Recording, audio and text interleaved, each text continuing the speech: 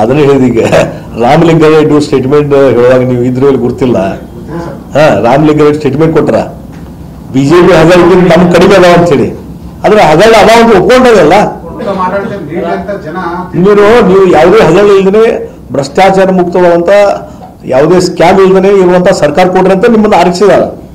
ಮತ್ ಹಿಂದಿಂದ ಆಗಿದಾವ ಅವರು ಮಾಡ್ಯಾರ ನಾವು ಮಾಡಿದ್ರೆ ಅರ್ಥ ಏನೈತಿ ಇದಕ್ಕೆ? ನೀವು ಯಾಕೆ ಅಧಿಕಾರ ಮುಂದುವರಿತೀರಿ? ನಿಮ್ಗೆ ನೈತಿಕತೆ ಇಲ್ಲ ಅಧಿಕಾರ ಮುಂದುವರಿಲಿಕ್ಕೆ.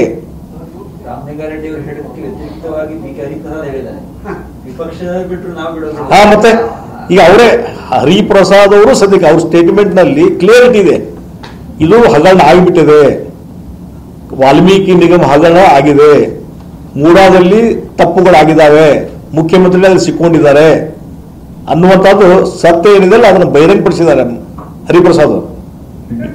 ಪ್ರತಿಪಕ್ಷಗಳು ಏನ್ ಮಾಡ್ತಾರೆ ಗೊತ್ತಿಲ್ಲ, ನಾಲ್ಕನ್ ಬಿಡುದು ಅಂತ ಹೇಳ್ಯಾರ. ನೋಡೋಣ ವಿಧಾನ ಪರಿಷತ್ತಲ್ಲಿ ಅವ್ರ ಸ್ಟ್ಯಾಂಡ್ ಏನಿರ್ತದೆ ನೋಡೋಣ ಅಂತ ಹರಿಪ್ರಸಾದ್ ಅವರು. ಸರಿ ಹೋಗ್ರಿ ಏನು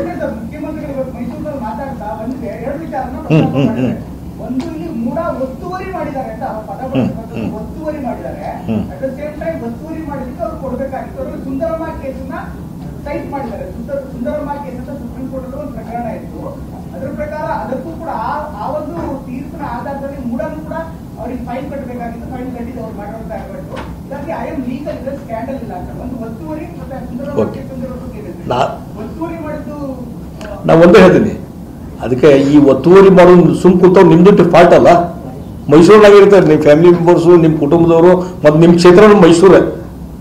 ಇಲ್ಲಿ ನಾಗರೇ ಒಂದು ಉದಾಹರಣೆ ಕೊಟ್ಟು ನೀವು ಬರೋದಕ್ಕೆ ಮುಂಚೆ ಇಲ್ಲಿ ಯಾವುದೋ ಒಂದು ಸಣ್ಣ 60-40 30-40 ಒಂದು ಸೈಟ್ ಇದ್ದ ಬೆಂಗಳೂರಾಗ ಆ ಕುಟುಂಬದ ಸದಸ್ಯರು ಒಂದು ಬೇಲಿ ಹಾಕ್ತಾರೆ, ಅಲ್ಲಿ ಒಂದು ಬೋರ್ಡ್ ಹಾಕ್ತಾರೆ, this property belongs to so and so.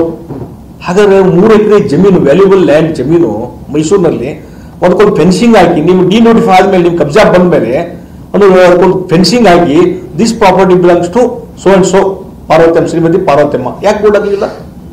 ಆಯ್ತು, ಇದು ಲೇಔಟ್ ಡೆವಲಪ್ಮೆಂಟ್ 24 hours ನಡೆಯಲಿಲ್ಲ. ರಸ್ತೆ ಮಾಡಬೇಕು, ಗಟರ್ ಮಾಡಬೇಕು, ಲೈಟಿನ ಕಂಬ ಇಡಬೇಕು, ಯುಜಿಡಿ ಹಾಕಬೇಕು, ಎಲ್ಲ ಮಾಡ್ಬೇಕಾದ್ರೆ ಅಟ್ಲೀಸ್ಟ್ ಒಂದು 6 ತಿಂಗಳು 8 ತಿಂಗಳು 1 ವರ್ಷ ಬೇಕು ಟೈಮ್. ಅಲ್ಲಿವರೆಗೆ ನೀವು ಹಂಗೆ ಸುಮ್ಕೂತಿದ್ರಿ ನೋಡ್ಕೊಂತ.